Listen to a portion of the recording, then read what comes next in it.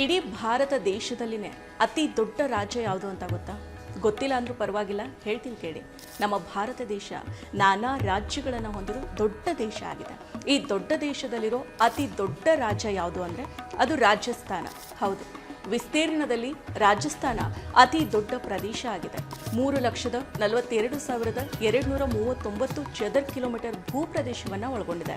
ರಾಜಸ್ಥಾನದ ನಂತರ 2ನೇ ಸ್ಥಾನದಲ್ಲಿ ಮಧ್ಯಪ್ರದೇಶ ಇದೆ. ಇದರ ವಿಸ್ತೀರ್ಣ 3,08,245 ಚದರ ಕಿಲೋಮೀಟರ್ ಇದೆ. ಇನ್ನು 3ನೇ ಸ್ಥಾನದಲ್ಲಿ ಮಹಾರಾಷ್ಟ್ರ ಇದೆ. 4ನೇ ಸ್ಥಾನದಲ್ಲಿ ಉತ್ತರ ಪ್ರದೇಶ ಮತ್ತು 5ನೇ ಸ್ಥಾನದಲ್ಲಿ ಗುಜರಾತ್ ಇದೆ. 6ನೇ ಸ್ಥಾನದಲ್ಲಿ ಕರ್ನಾಟಕ ಇದೆ. ಇನ್ನು ಈ ಪಟ್ಟಿಯಲ್ಲಿರೋ ಕೊನೆಯ ಅಂದರೆ ಅತಿ ಕಡಿಮೆ ವಿಸ್ತೀರ್ಣ ಹೊಂದಿರೋ ರಾಜ್ಯ ಯಾವುದು ಅಂದರೆ ಅದು ಗೋವಾ. ರಾಜಸ್ಥಾನ ಭಾರತದ ವಾಯವ್ಯ ಭಾಗದಲ್ಲಿದೆ. ತನ್ನ ಗಡಿಯನ್ನ ಇತರ 5 ಭಾರತೀಯ ರಾಜ್ಯಗಳು ಮತ್ತು ನೆರೆಯ ರಾಷ್ಟ್ರ ಆಗಿರೋ ಪಾಕಿಸ್ತಾನದ ಜೊತೆಗೆ ಹಂಚಿಕೊಳ್ಳುತ್ತೆ.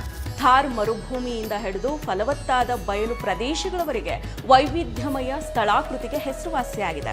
ಪಿಚೋಲಾ ಸರೋವರ ಮತ್ತು ಸಂಭಾರ್ ಸಾಲ್ಟ್ ಲೇಕ್ ಸೇರಿದಂತೆ ಹಲವಾರು ಸುಂದರವಾದ ಸರೋವರಗಳಿದ್ದಾವೆ.